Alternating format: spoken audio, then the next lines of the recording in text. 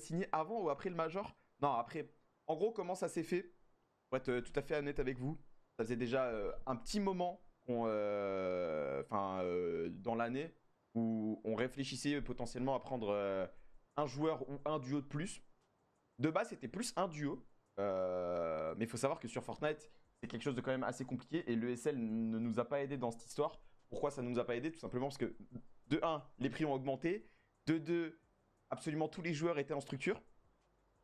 Vu que ça a recruté des squads de partout, nous, c'est pas notre cas, hein, comme on l'a dit. Pour le moment, c'est pas dans nos envies de rejoindre le mode ESL pour le moment, tu vois. Ça implique de recruter vraiment 4 joueurs qui jouent ensemble. Donc, faut que tu crées une belle équipe. Et pour le moment, c'est pas avantageux pour nous, sachant qu'on n'a pas on n'a pas de deal, tu vois, comme par exemple, je sais qu'à mon avis, il y a pas mal de fans Carmine et tout qui sont là, mais vous avez un deal avec l'eSport World Cup, chose que nous, pour le moment, on n'a pas. Donc, est-ce qu'on n'a pas parce qu'on n'a pas été invité, comme vous le dites, ou alors ça a été un refus de gentleman? Ça, c'est avec les CEO qu'il faut voir. Mais en tout cas, juste rejoindre l'ESL comme ça, avec ce que nous propose seulement l'ESL, c'est pas intéressant pour nous pour le moment, pour un mode qu'on ne connaît pas encore. On ne sait pas ce que ça va donner dans le futur. Donc ça nous a pas aidé hein, pour les recrutements. Sachant que pour recruter un dieu, comme je l'ai dit, faut prendre 2 joueurs, 2 très bons joueurs, free agents en Europe, c'est compliqué. J'en avais parlé un petit peu sur mes streams, mais oui, on s'orientait plus sur de l'européen que recruter d'autres Français. On a pour le moment Sneezy et Poda en France qui font partie des meilleurs Français et on est très très heureux de les avoir et ça se passe très bien avec eux. On travaille tous les jours pour essayer de les amener le plus haut possible et les encadrer du mieux qu'on peut pour aller, par exemple, là, chercher le Major 3 pour se qualifier à Dallas.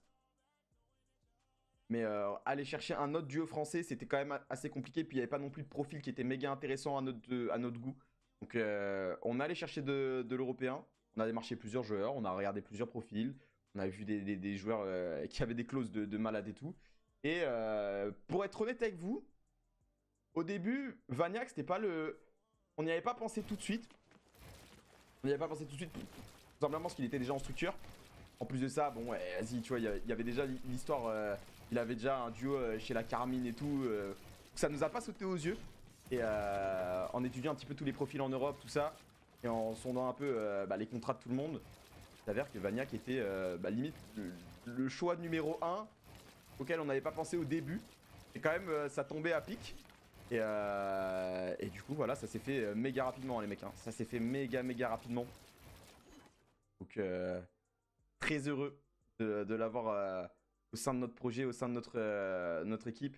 C'est pas un contrat sur le court terme. Hein. On a vraiment pour projet d'aller loin avec lui. Et c'est pas simplement parce que je vois déjà les trucs. Parce que oui, vu qu'il est qualifié à la Coupe du Monde, on recrute un duo un joueur qui est déjà qualifié à la Coupe du Monde. Donc on sera au Texas grâce à lui, sans s'être qualifié. Donc je vois déjà les trucs et tout. Oui, j'ai vu que la Cup est annulée, les gars. J'ai vu que la Cup est annulée. Donc je vois déjà les choses. Ok.